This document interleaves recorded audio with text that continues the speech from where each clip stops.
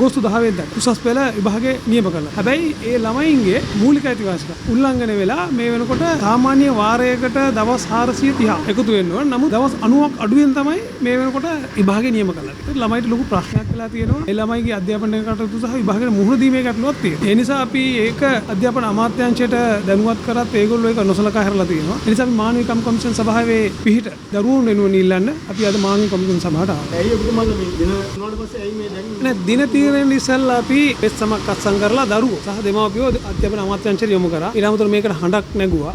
නමුත් අධ්‍යාපන අමාත්‍යාංශය හෝ ඒ අය මේ දරුවන්ගේ ප්‍රශ්නය තේරුම් ගත්තේ නැහැ. ඒ නිසා ඉතින් වෙන ඊළඟට තියෙන එකම ආයතනය අපේ මානවිකම් කොමිෂන් සභාව. එහෙම නැත්නම් එක්සත් ජාතීන් සංවිධානයටත් අපි යනවා. එහෙම නැත්නම් FRA එකට යනවා. මොකද දරුවන්ට ලොකු අසාධාරණයි. දින 430කින් දින 90ක් අඩු වෙනවා කියලා කියන්නේ සම්පූර්ණ අධ්‍යාපනය කඩාකප්පල්. මොකද හේතුව දැන් මේ දීප්ක ආවා. ඊට පස්සේ විදුලිය යන හිටි. තාමත් සමහර පැති වලට නිශ්චිත විදුලිය සහ ඒ සිග්නල් නැහැ. ඒතකොට ළමයිගේ නිකන් විභාගේ ලිව්වා කියන රියල හරියන්නේ නැහැ. අමාත්‍යාංශයක් වුණාම හැමෝටම සමානයි. ඒ නිසා තමයි අපි මෙතෙන්ට ආවේ. මොකද මෙතන ස්වාධීන ආයතනයක් විදිහට අපි පිළිගන්නවා. ළමයි ඔක්කොම කැමතිද මේ කල් දානවට දැන් නැත්නම් කිසියක් විතර නෑ ළමයි සියලු බහුතරයක් කැමති. ඒ කියන්නේ අසාධාරණ ලක් වෙච්ච දැන් ගොඩක් වෙලාවට දෙවෙනි අවස්ථාව තුන්වෙනි අවස්ථාව ලියන ළමයිට කොහොමද? ජනවාරි මාසේ රිසල්ට් එක කර දවස් කීයද ඉතුරු වෙලා? ඒ ළමයිට ලොකුම අසාධාරණයි. කොහොමද මේකේ දිනවකාව අඩුනේ සාමාන්‍යයෙන් කියන්නේ තියන්න ඕන 430ක් තියෙන ඕන සාමාන්‍යයෙන් ඒ මාස 26ක් වෙන්න ඕන. දැන් මාස 19. ඒකට විශාල පරතරයක් තියෙන පර්සන්ටේජ් එක බැලුවොත් එහෙම විශාල ප්‍රමාණයක්. ඒතකොට ළමයි ආපු ඉලක්කය වෙනස් වෙනවා. ඒකත් එක්කම ළමයිට ප්‍රශ්න මතුවුණානේ. නිවාස අහිමි වෙලේ වතහ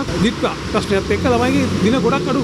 ඒ හින්දා තමයි ළමයි මේකට ගොඩක් ෆයිට් කරන්නේ. මේ ලොකු අසාධාරණයක් නෑ. ඊට කලින් පකවන්න පොඩි වෙනස් කිව්ව තිබ්බා. නමුත් මේ තරම් විශාල ප්‍රමාණයක් දින 90ක කාලයක් යන විශාල. ඔබතුමාලා යෝජනා කරන්නේ අපි යෝජනා කරන්නේ සාධාරණ කාලයක් දෙන්න විමර්ශනේ පටන් ගත්තට පස්සේ කැඳවයින් ඊට පස්සේ දරුවන්ගේ නියෝජනයක් එක්ක දෙමව්පියන්ගේ නියෝජනයකුත් එක්ක කතා කරලා මන්ට සෑහෙන ප්‍රමාණයක් තමයි අපි ඉල්ලන්නේ. අසාධාරණ ඉල්ලීමක් කරන්නේ නැහැ. ඒ කියන්නේ මාස 30ක් පස්සේ ඉන්නවද? සාමාන්‍යයෙන් දැන් දින 430 නේ ගාන අඩුම තරමේ දැන් දින 90ක්ම අඩු නොවි යම් කිසි කාලයක් සාධාරණ කාලයක් දෙන්න ඕන.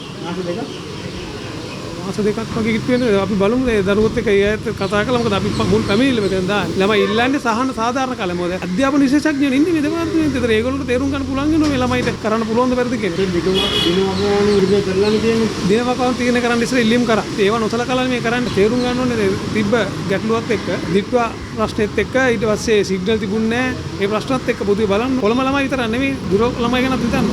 කොළඹ ළමයිටත් ඒ ප්‍රශ්නේ තියෙනවා. දිනවකාව තීරණය කරලා තියෙන වෙලාවට දැන් මේක ආයි පස්සේ යනකොට ගැටලු ඇති වෙන්නේ නැද්ද? ගැටලුවක ළමයින්ට ගැටලුව තියෙනවා. දිනේ වෙනස් කරන එක ප්‍රශ්නයක් වෙන්න බෑ. දිනේ ගහන්නේ නැහැ නේ පේපර්. මේක ප්‍රශ්නයක් වෙන්න ගන්න.